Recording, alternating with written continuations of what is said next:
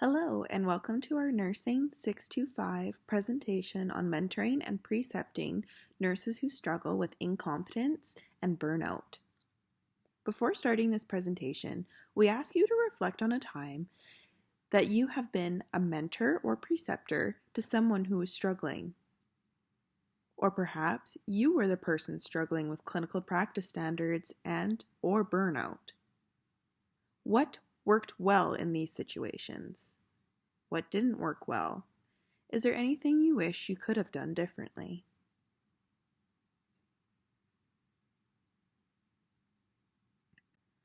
Following this presentation, we hope that learners will be able to meet the following learning objectives.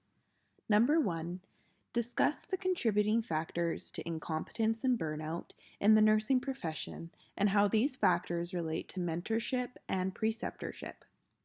Number 2, discuss tools which assist with improvement plans when precepting and mentoring someone who struggles. Number 3, identify effective communication styles for appropriate interactions. And finally, number 4 is to recall resources available for burnout and how to improve emotional well-being and mental health. Within the last few years, the COVID-19 pandemic has created many challenges for healthcare and changes that were unexpected. In 2020, burnout of healthcare professionals was between 30 and 40%. This only accelerated throughout the continuation of the pandemic, with nurses not only burnt out but also leaving the profession. In 2022, 63% of nurses expressed that the reason they were leaving the profession was due to job stress and burnout. This was also very prevalent in hospitals, especially with nurses who work within intensive care units, medical units, and emergency departments. Within these nurses, 77% of them felt increased mental health and burnout symptoms. Not only nurses, but 33% of other healthcare workers reported fair to poor mental health after the majority of the pandemic. In 2019, there were 439,975 regulated nurses with an active license, with the following distribution of licensing types as seen on your screen. The overall growth rate from 2018 to 2019 of the regulated nursing population eligible to practice was 1.9%. However, the nursing workforce has diminished by 1.5% in the same time period.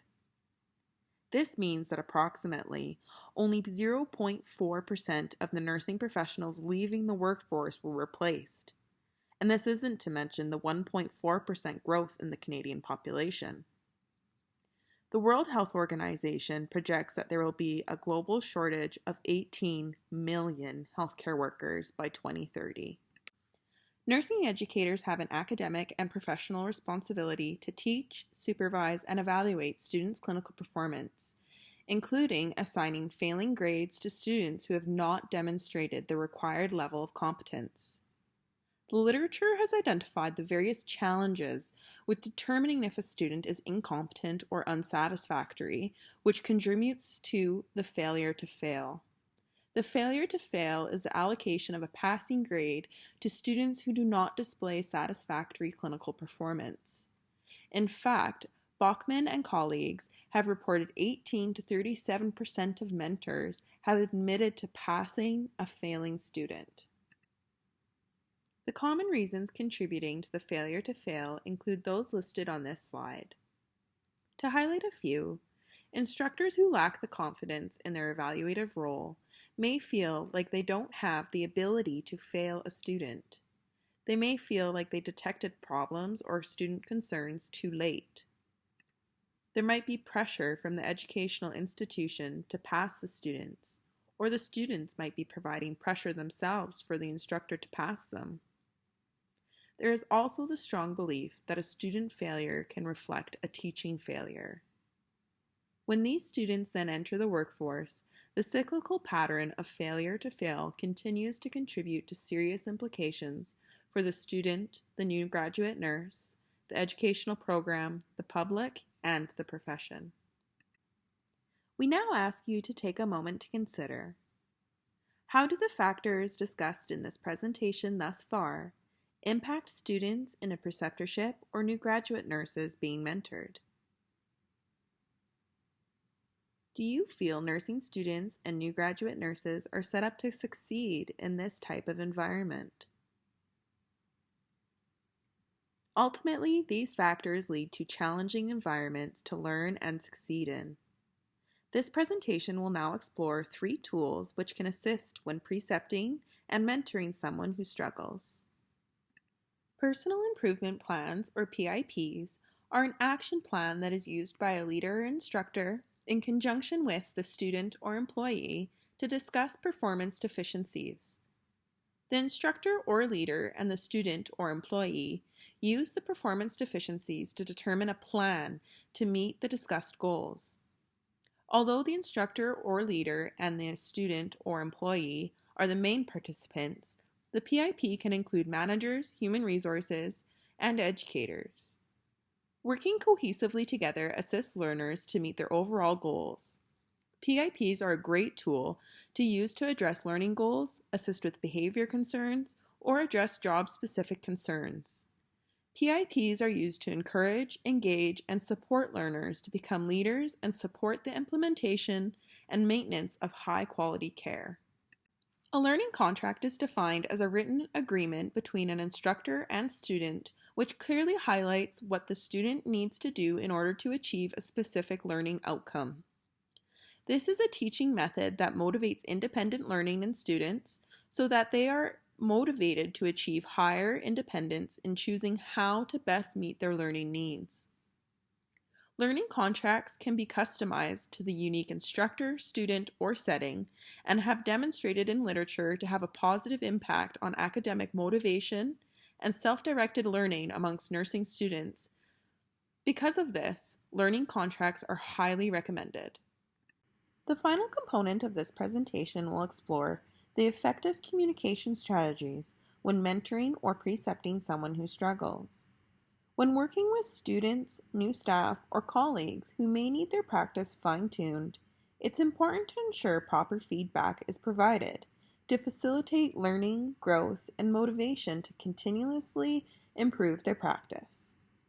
An important aspect on this topic to note is the difference between critical feedback versus constructive feedback. According to Fong and colleagues and Granger, critical feedback indicates failure, which may cause the learner to feel self-conscious and unsupported. Conversely, constructive feedback helps to shape the learner's thinking and motivates learners to improve their performance.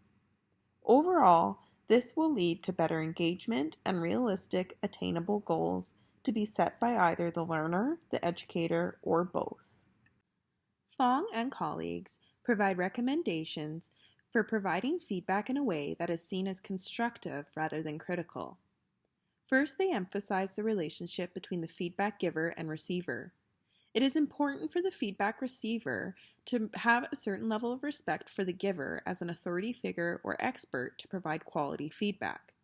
For example, a junior nurse may not be as keen to accept feedback from a fellow nurse graduate as they would from a senior nurse, clinical lead, or educator. Second, the feedback needs to be communicated in an honest but caring manner, and the receiver needs to perceive the feedback as such in order to interpret the feedback as constructive and motivating. For example, when critiquing a student's assessment skill, it isn't constructive to simply say, "You didn't do your assessment properly." The educator should take the time to go through each step with the student in further detail with fair and appropriate rationales. The next suggestion from Fong and colleagues is to consider the perceptions of the feedback. Feedback needs to be well-intentioned and targeted appropriately. As mentioned, it is inappropriate and can be perceived as unhelpful if the educator is being considered as critical and offering little or no suggestions for improvement. The compliment sandwich is a method of giving feedback where the feedback giver begins with something positive, segues into a practice needing improvement, and ends with another positive sentiment. This type of feedback helps the receiver continue to feel engaged and motivated to improve, as this gives them the appropriate direction without necessarily feeling as though they had failed. Finally, Fong and colleagues discussed the importance of noting the uptake of feedback by the receiver. Evidence that the feedback has been taken into consideration and was helpful is when the receiver is progressing. This can either be in the form of their thinking processes, where the learner demonstrates more critical thinking and/or different perceptions, or an improvement in completing a task. Finally, let's address some important concepts in communication related to burnout. Sangal and colleagues explored key measures that help mitigate stress to frontline workers susceptible to burnout. They found that it was important to avoid information overload by disseminating information that was only pertinent to staff in order to do their work safely and effectively. For example, making sure units were receiving unit-specific updates and information rather than continuous emails about organizational changes that did not affect frontline staff. They also found that when information was communicated consistently, both in time and location, nurses found they felt less anxious because they knew when the information was coming and where to find it. Finally, being able to have conversations with senior leadership during decision-making processes helped improve morale because staff members felt they were being heard and gave the chance to ask questions or make suggestions rather than simply being told what to do.